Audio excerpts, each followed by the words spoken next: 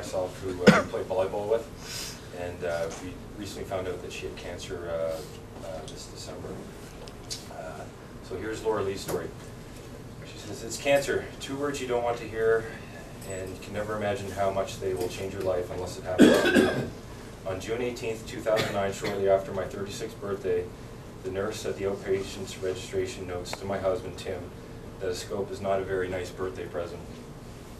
I had been sick for a few months and going through rounds of tests, but cancer, I was too young, too healthy, and no family history, and yet it turns out I've been living with it for years. Years. Shortly after being diagnosed, I found myself looking through pictures, New Year's Eve parties, trips down south, being with friends and family, smiling away, completely oblivious to what was going on inside. I look at these pictures and say, I had cancer then. Yep, then too. It had been very surreal to recall the great memories from photos that we put together with cancer that was growing inside me at the time, possibly going to kill me. Telling our son Alex was very tough. He was 14 at the time, finishing grade 9, and I had no idea what was going on. How do you tell your child you have cancer? Not easy. I truly can't remember everything that I said at the time I was going through it.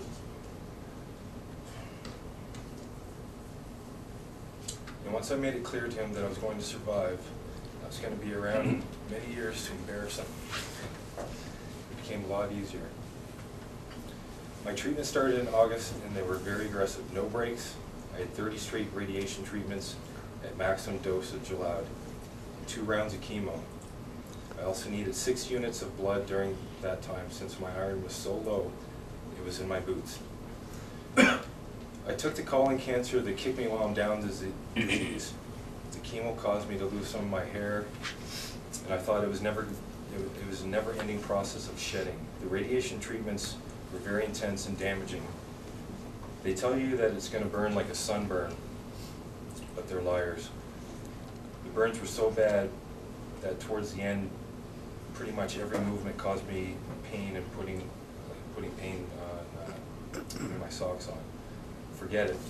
Tim wasn't around to help me. My feet stayed cold, and on top of it, radiation treatment to the pelvic region causes menopause. And because they were kick-starting it, their words, it would be even worse.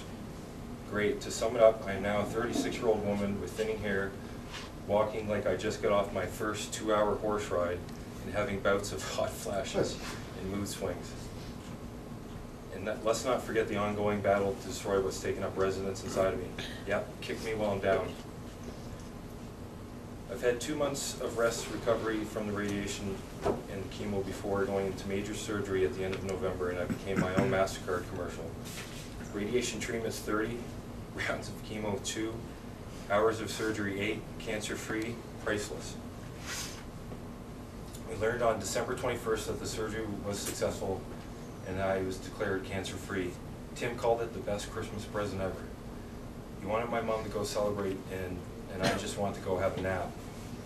I was still recovering from surgery, and I wasn't even allowed to have wine yet. Celebrations were held in June, a cancer-free birthday this time. During my battle, I got to meet some of the most amazing, wonderful people ever. Such strong and amazing group of fighters, survivors, and supporters. Every now and then, I encounter someone who was amazed at what I had been through, and I can't imagine how I did it. My response is, how could I not? I had too much to live for, and I wasn't yet done. It's now 1 year after my treatment's finished. The burns have all healed up. The hair that had been lost is now 2 inches and growing. I am scarred, I am aged.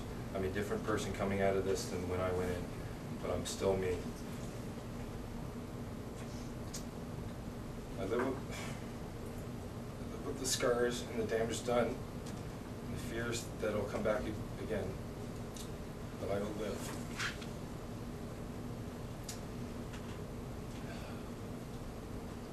Thanks for listening to my story and taking the time out of your own lives and your family and friends to do this.